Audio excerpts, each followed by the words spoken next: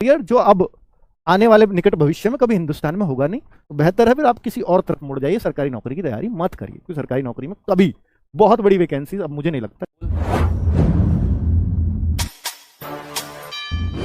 यही वो समय है जो सही समय है कि तैयारी करो तो उस टाइम पे करो जिस टाइम पे सब लोग नहीं कर रहे हैं। यही वो है, ये वो समय है। क्योंकि अगर जब सब लोग तैयारी करने लग गए तो फिर आप ही का क्यों होगा सिलेक्शन, फिर तो सबका ही होगा अगर आपने सबके साथ किया है तो, या किसी का भी नहीं होगा। वही तो हो रहा है, सिलेक्शन सिर्फ उनका हो रहा है जिन्होंने समय रहते तैयारी की, जिन्होंने बिल्कुल समय पर तैयारी की। ये समय नहीं रहा उस टाइम तैयारी की जिस टाइम पे सब कर रहे हैं, वो सारे ही रह जाते हैं, किसी का भी नहीं होता। बहुत बार आपने देखा होगा ना कि एक बच्चे का तो 10 जगह सिलेक्शन हो गया, या 4 जगह हो गया, 5 जगह हो गया, और एक का है कि कहीं भी नौकरी नहीं मिल रही। इसका कारण क्या है? इसका कारण सिर्फ यही है कि भैया उसने अपने आप को उस लेवल पे सेट कर लिया, उसने मैथ, रीजनिंग, जीएस, इंग्लिश को या हिंदी को, जो भी है, साइंस को, उसने अपना उतना स्ट्रॉन्ग कर लिया कि वो जहां भी बैठेगा, हर एग्जाम निकलेगा, हर एग्जाम में यही तो आ रहा है। और आपने क्या किया कि आपके सब्जेक्ट पकड़ में ही नहीं आए, आप जहां भी बैठोगे हर जगह फेल हो गए। यही कारण है बस, और तो कुछ है ही नहीं।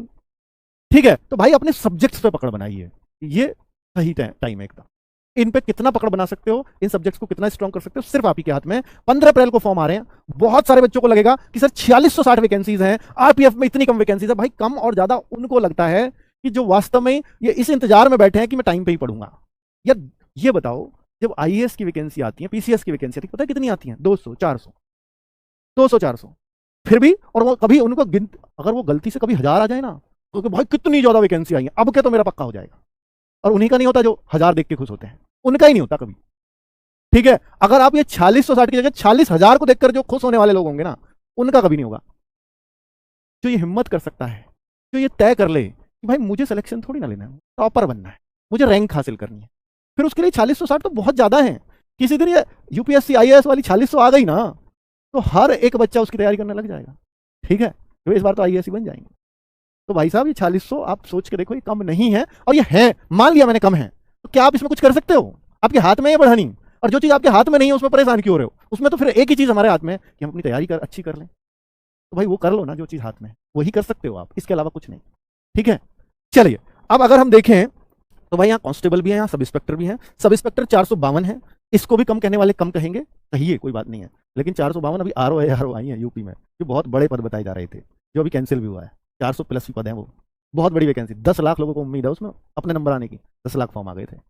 ठीक है, तो इस बार तो बहुत ढेर वैकेंसी आई है, ये 300 ही आती थी। तो भाई 452 को उस तरह से लीजिए कि भाई वो पोस्ट भी सब इंस्पेक्टर की है। ठीक है, कम आई है, कोई बात नहीं, कोशिश करेंगे। क्योंकि सब्जेक्ट क्या है, वही जाने पहचाने हैं जिसको हम हर जगह पढ़ते आ रहे हैं। देखिए, हमें इसमें उम्मीद क्यों है और उम्मीद क्यों नहीं होती? उम्मीद तब नहीं होती जब इसमें मान लो इंग्लिश मेरी वीक है, इंग्लिश आ गई, तो मुझे डर लगना चाहिए कि यार 452 में फिर तो नहीं हो पाएगा, मेरी इंग्लिश वालों से टक्कर है जो बहुत अच्छी इंग्लिश जानते हैं, और वो मुझे बिल्कुल नहीं आती। तो मेरा डर सच्चा है। लेकिन मुझे पता है कि भैया मैथ, रीजनिंग मेरे बहुत स्ट्रांग है, और जीएस किसी की स्ट्रांग होती नहीं, और यही 3 चीज सब्जेक्ट इसमें आने हैं। और जब यही 3 सब्जेक्ट आने हैं, तो मैं किसी से क्यों डरूं? मैं किसी से कम कहां हूं?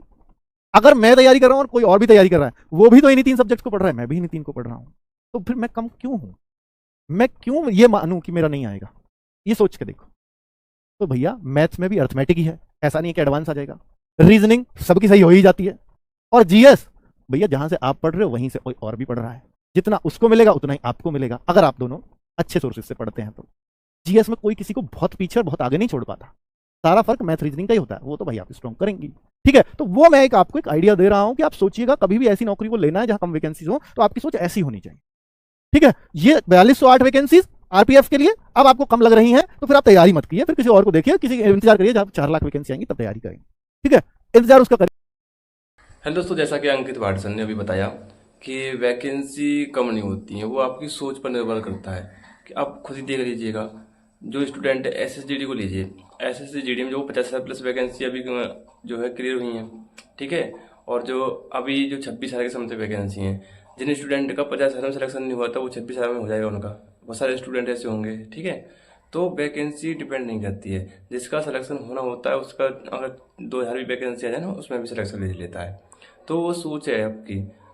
क्योंकि देखो अंकित वर्षन ने अभी बताया, अगर वैकेंसी 50,000 भी आ जाए ना आरपीएफ की, तब भी जिसका सिलेक्शन नहीं होना होगा तब भी नहीं होगा उसका, और जिसका होना है वो तो 4,000 में भी सिलेक्शन अपना ले जाएगा। तो आपकी सोच पर डिपेंड करता है। तो देखो, जिस स्टूडेंट की अच्छे से तैयारी होती है वो सिलेक्शन ले लेता है।